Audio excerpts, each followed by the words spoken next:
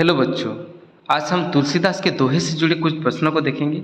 इससे पहले हम कबीरदास के दोहे, सूरदास के पद से कुछ प्रश्नों को देख चुके हैं। आप चाहें तो डिस्क्रिप्शन पर लिंक है, जाकर देख सकते हैं।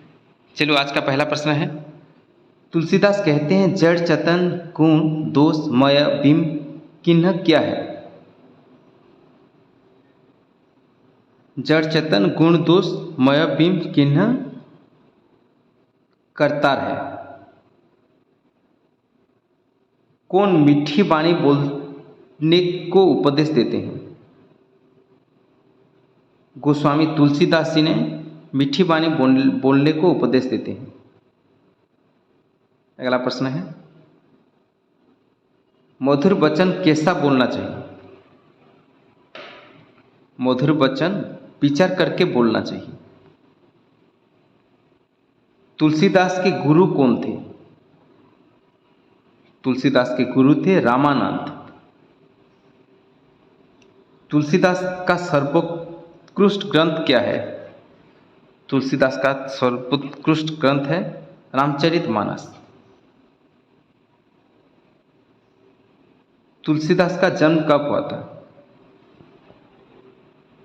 तुलसीदास का जन्म सन 1532 में हुआ था। तुलसी किस भाषा में लिखते थे? तुलसीदास जी ने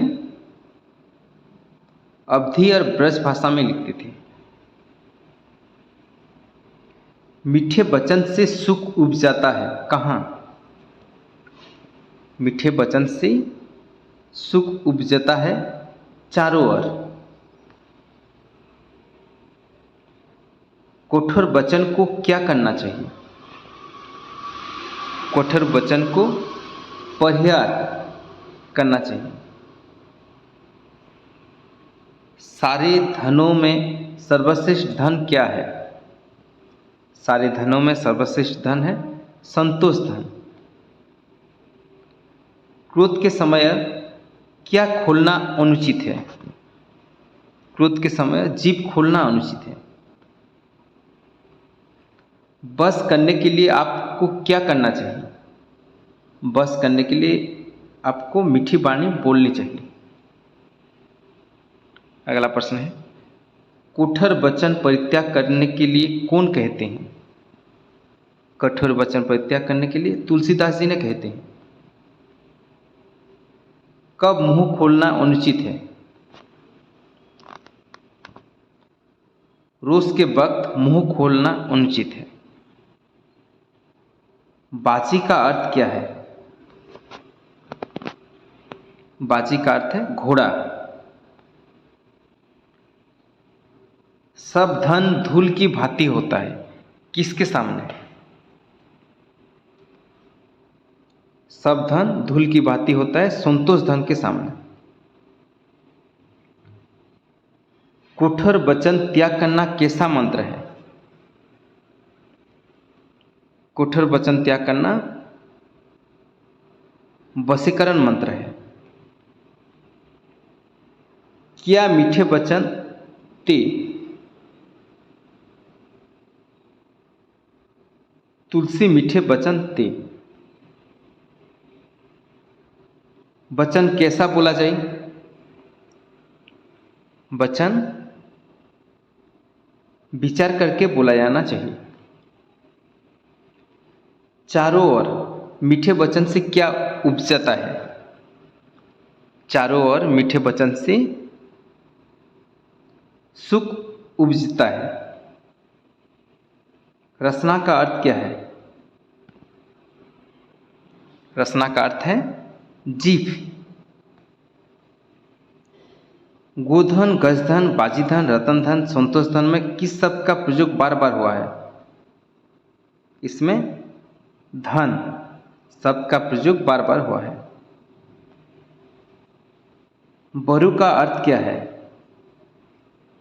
बरु का अर्थ है बल्कि। किससे चारों ओर सुख उपजता है? मीठे वचनों से चारों ओर सुख उपजता है। वशीकरण का मंत्र क्या है? वशीकरण का मंत्र है मधुर वाणी। हमें क्या परिहार करना चाहिए? हमें कुठर वचनों का परिहार करना चाहिए। कवि ने संतोष की तुलना किससे की है? कवि ने संतोष की तुलना धन से की है। कब रसना नहीं खोलनी चाहिए? रसना यानी जीभ नहीं खोलनी चाहिए। इसका सही आंसर ऑप्शन है, क्रोध की अवस्था में रसना तथा जीभ नहीं खोलनी चाहिए। किस धन के सामने सारे धन तुच्छ माने जाते हैं? संतोष धन के सामने सारे धन तुच्छ माने जाते हैं। संतोष धन के सामने सब धन किसके समान होते हैं?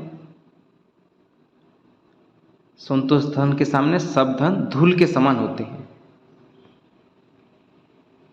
विचार करके वचन कहने से क्या होता है? विचार करके वचन कहने से मधुर वचन निकलते हैं। कुठर वचन का परिहार करना चाहिए, क्योंकि कुठर वचन सबके हृदय को क्या करता है? कुठर वचन सबके हृदय को कष्ट पहुंचाते हैं। कैसी वाणी से हम सबको बस में कर लेते हैं? मीठी वाणी से हम सबको बस में कर लेते हैं। मीठी वाणी से कहाँ सुख उपजता है? मीठी वाणी से सौ पर सुख उपजता है। कौन से धन के सामने सब धन धूल के समान है?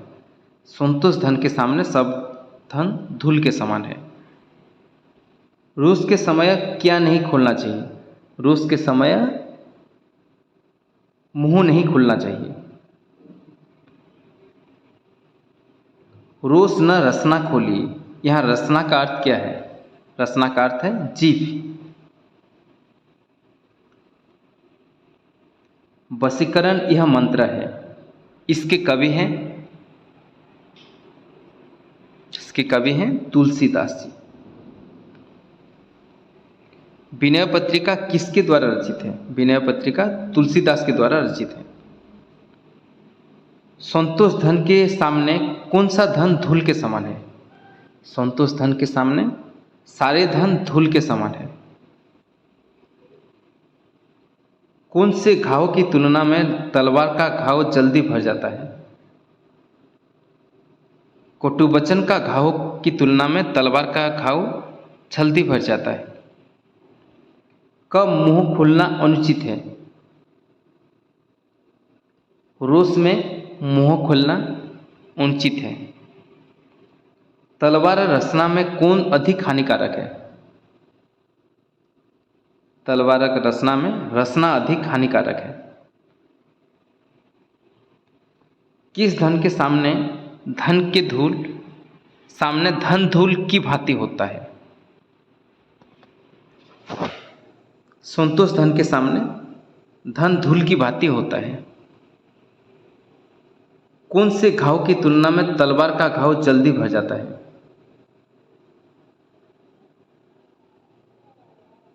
कटु वचन घाव की तुलना में तलवार का घाव जल्दी भर जाता है। संतोष धन के आने से सारे धन किसके समान हो जाते हैं? संतोष धन के आने से सारे धन धूल के समान हो जाते हैं। विचार करके क्या बोलना चाहिए? विचार करके वचन बोलना चाहिए। तुलसी के अनुसार किसका परिहार करना चाहिए? तुलसी के अनुसार कठोर वचन का परिहार करना चाहिए। कठोर वचन त्याग करना कैसा मंत्र है? यह वशीकरण मंत्र है। कवि ने संतोष की तुलना किससे की है? कवि ने संतोष की तुलना धन से की है। तुलसीदास की सर्वोत्कृष्ट ग्रंथ क्या है? तुलसीदास की ग्रंथ है सबसे बड़ा ग्रंथ रामचरितमानस। बाची का अर्थ क्या होता है? बाची का अर्थ होता है घोड़ा। मीठे वचन से चारों ओर क्या उपजता है? मीठे वचन से चारों ओर सुख उपजता है। रसना का अर्थ क्या है? रसना का अर्थ है जीभ। बरु का क्या अर्थ है? बरु का अर्थ है बल्कि। वशीकरण यह मंत्र है, इसके कवि कौन है? इसके कवि हैं तुलसीदास। आज का अंतिम प्रश्न है, विनय पत्रिका किसके द्वारा रचित है? विनय पत्रिका तुलसीदास जी के द्वारा रचित है।